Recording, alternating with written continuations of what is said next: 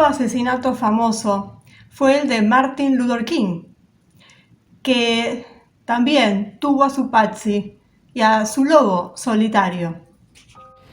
Y siguiendo con estos años 60, en los que hubo muchos atentados a gente influyente, y todos hechos con un patrón, es decir, chivos expiatorios que eran programados mentales. Y en el año 68 también tenemos el asesinato de Martin Luther King.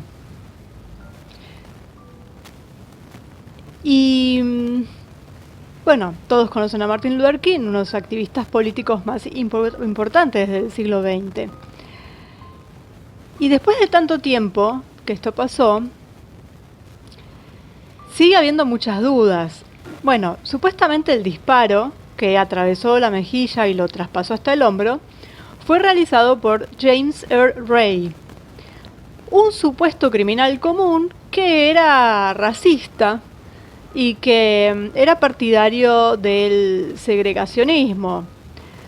Pero la realidad es que se desconocen las verdaderas razones que habría tenido este señor Ray.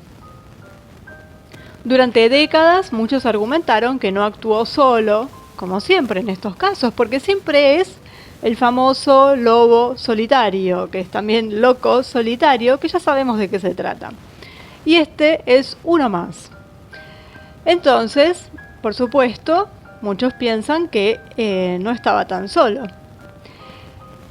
Y se fueron formulando varias teorías de la conspiración, por llamarlas de alguna forma.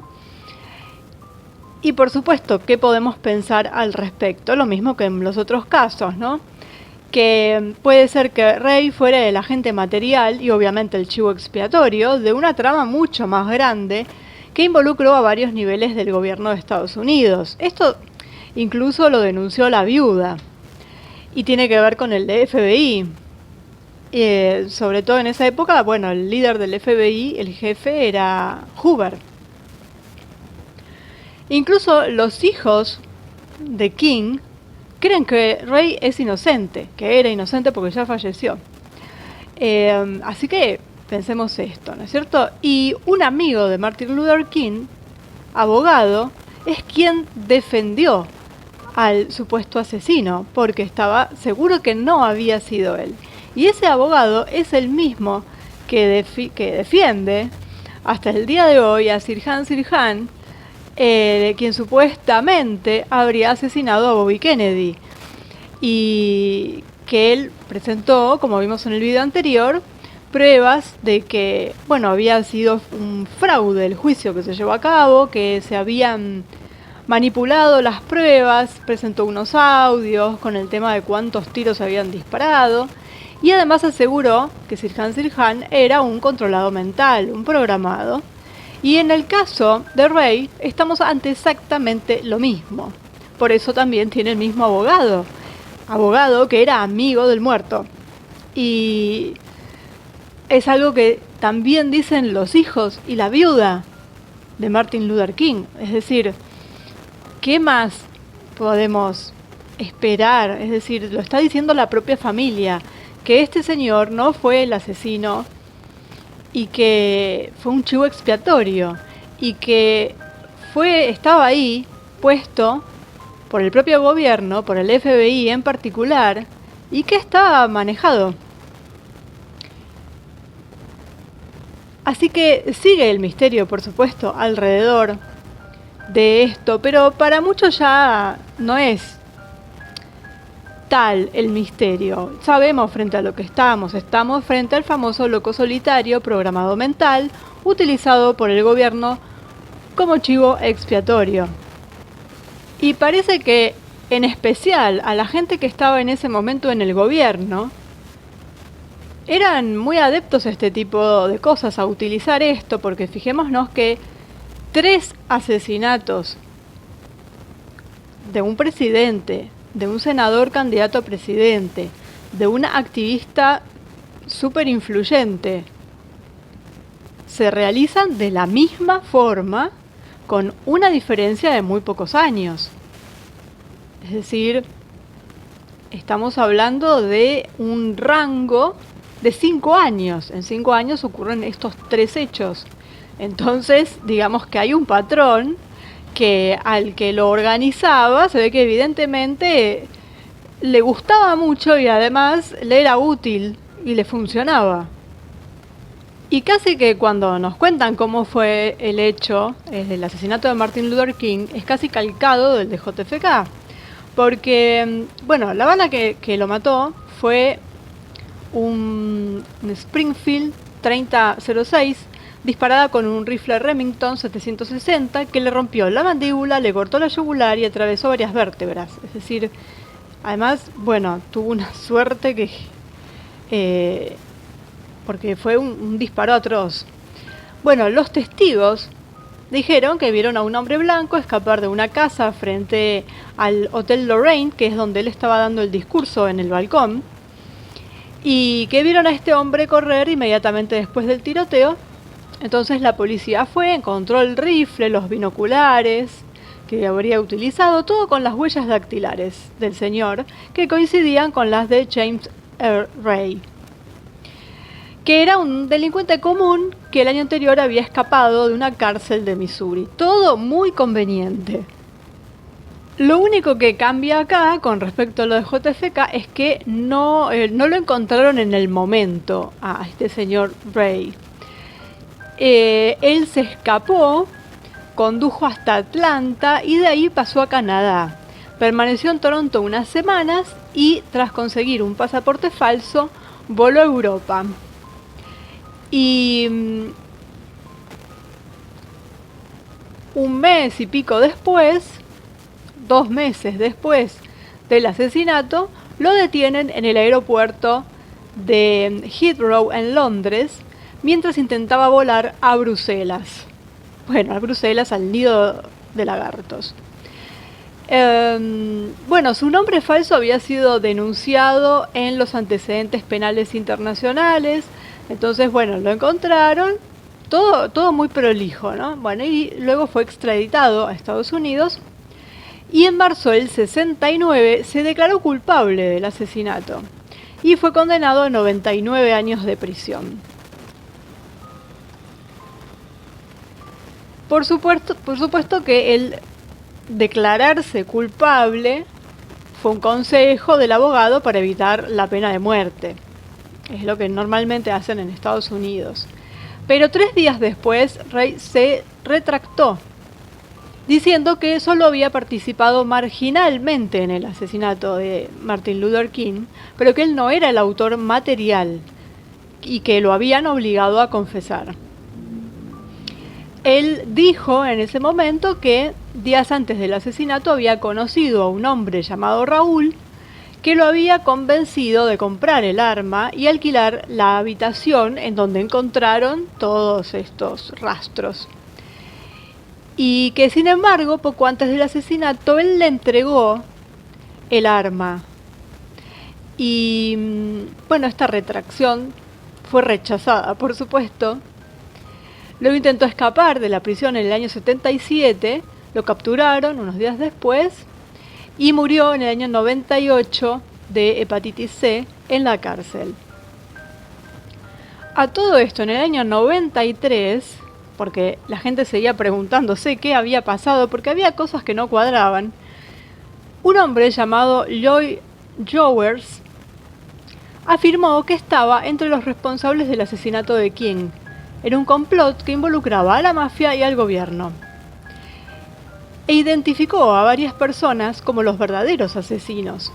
Pero por supuesto el Departamento de Justicia de Estados Unidos no consideró creíbles estas acusaciones.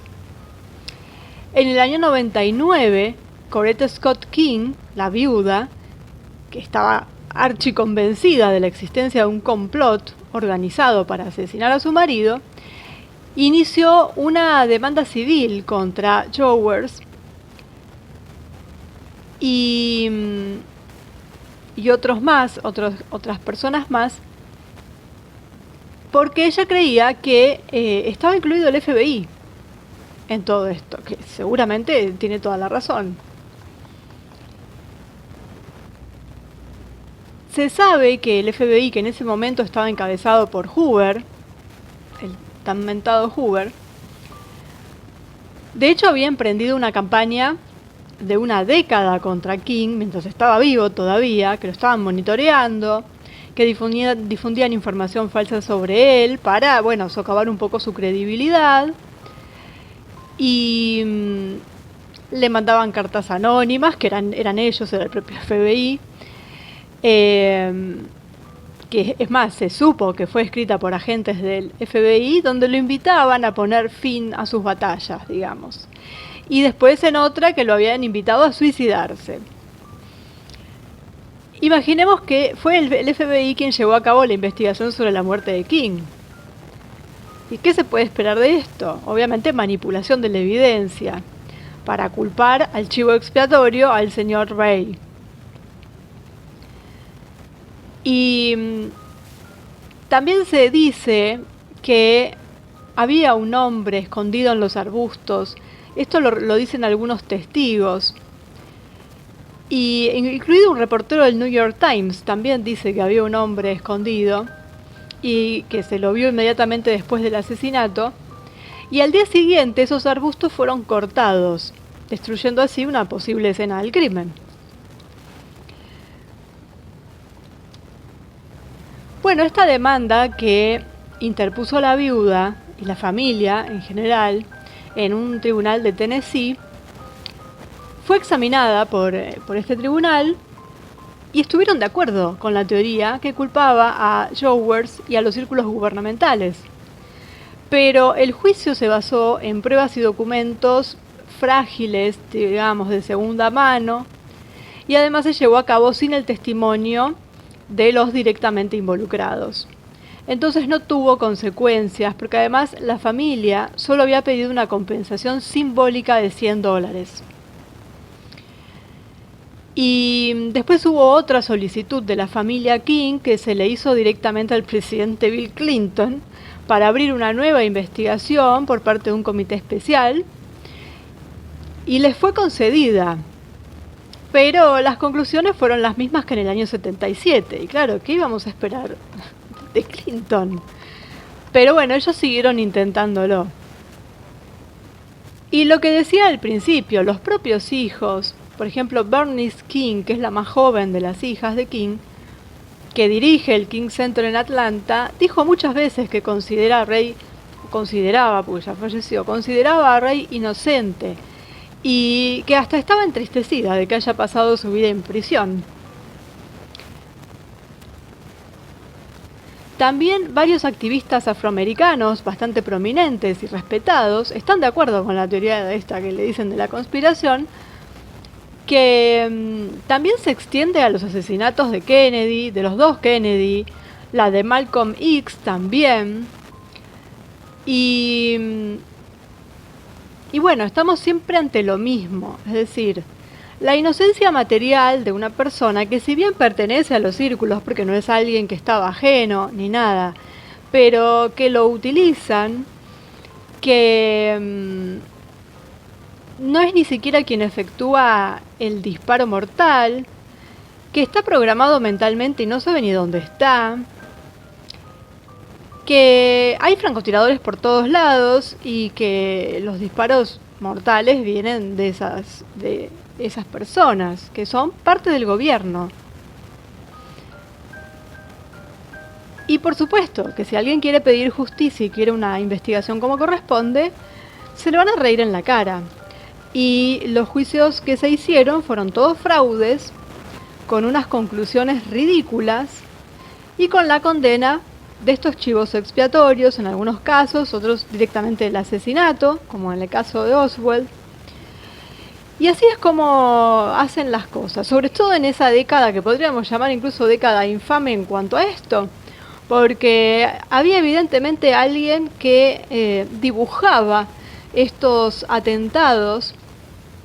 Se ve ahí una mano que es siempre la misma, cómo están organizados, son calcados unos de otros. ¿Cómo será que la propia familia de Martin Luther King dice que él no fue? Que el mismo abogado defiende tanto a quien supuestamente mató a Bobby Kennedy como a quien mató a Martin Luther King, porque saben que no fueron ellos, que fueron utilizados, que fueron chivos expiatorios y que la realidad es mucho más densa. No eran loquitos que querían matarlos por ideología. Había un complot que incluía al gobierno.